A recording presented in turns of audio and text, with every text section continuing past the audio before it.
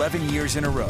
All right, big storm moving through the state today. Yes, indeed. Let's head over for the latest, Alana. Valley rain and mountain snow, and it's out there right now, guys, as we take that live look from Tooele County. Erta bringing in some rain on the camera, not a surprise. It's light precip in some areas, a little heavier places like the Wasatch Back, but the storm tracker radar sweeping the region, and you can see heavier in the Ogden Valley and the southern portion of the Salt Lake Valley, as well as into Utah County. We've got mountain snow, but high snow levels, and you can see that swath of moisture means business. It also extends down I-15, including Beaver, Delta, over towards Nephi, and then in southern Utah, where the snow level is pretty high at 9,000 feet, but we've got rain in St. George and the surrounding areas, Kane County, Zion National Park, and then moving over into the Grand Staircase area and towards Bryce Canyon.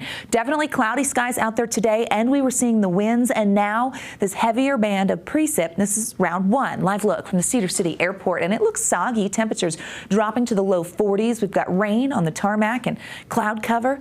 Highest wind gusts, southerly winds were gusting, definitely clocking big numbers in Salt Lake, Delta, Milford, Cedar City getting a 41-mile-per-hour gust. It's the area underneath the wind advisory. Salt Lake and Tooele County also part of that. Salt Lake will see those gusty winds until 9 p.m. Southerly winds do bring warmth. We hit 60 degrees today in Salt Lake. Last time that happened, November 7th. Ooh, it's been a hot minute. No, I guess a cold minute because we were dealing with winter, but we definitely going above average today, and those milder temperatures want to stick around. A cold front will change that. Temperatures into the 40s into tonight. This storm's going to continue to impact the region with soggy skies. And we know this atmospheric river sets us up for the valley rain and mountain snow. It's a subtropical connection. We grab the moisture from the Pacific, we drag it into the Beehive State, and we get higher snow levels as a result.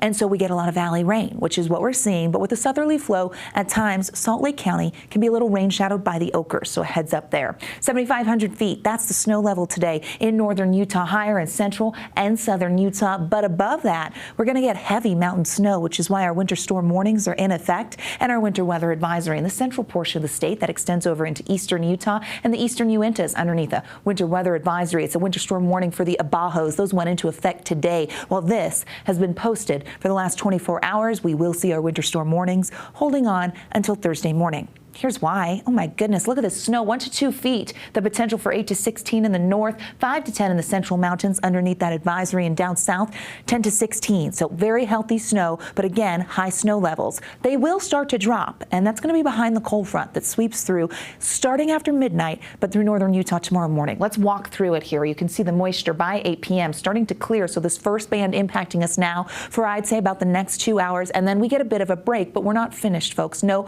we'll stay showery. The winds hold on, and here comes the front just after midnight. It moves in, and we get really organized precipitation along that frontal boundary, which means there's potential for some lift, and we can't rule out thunderstorms. But look at that mountain snow. That's when we're going to see heavy mountain snowfall rates. Lots of rain in the West Desert by 5 a.m. We've got wet weather for your morning commute. The front's draped through central Utah at this point. A lot of moisture ahead of it. The winds hold on. They start to relax because behind the front, we get a northwesterly flow. That's going to bring in colder air, drier conditions, and it switches the wind direction for us. Here it is in the south by the afternoon, and you can see ahead of it, we stay very active towards Kane County, St. George, and Zion, and showery behind it. Mountain snow stays turned on. Drying conditions, though, as we make it late into Thursday, especially along the Wasatch Front, and into Friday. So things quieting down. Our active skies take just a break. Don't be fooled, we're not done. So you saw that front come through, and I talk about the potential of thunderstorms. Best chances here you can see for central, eastern, and southern Utah. Can't rule it out. So tomorrow, especially earlier in the day, eyes to the skies. We know thunder and lightning, it's that season now, and lightning is Utah's #1 weather-related killer. We've got to be careful.